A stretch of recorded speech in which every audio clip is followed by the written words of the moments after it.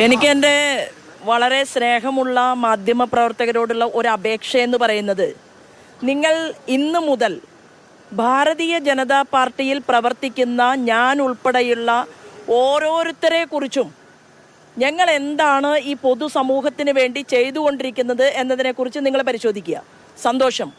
അതോടൊപ്പം കേരളത്തിലെ നിയമസഭയ്ക്കകത്ത് കാലാകാലമായി ജയിച്ചു പോകുന്നവരും 5 കൊല്ലവും 10 കൊല്ലവും എം എൽ എമാരായിട്ടിരിക്കുന്നവരുടെയും അവരുടെ ഒരു സർവേ റിപ്പോർട്ട് എടുക്കാൻ എൻ്റെ പ്രിയപ്പെട്ട മാധ്യമ സുഹൃത്തുക്കൾ തയ്യാറാകണം.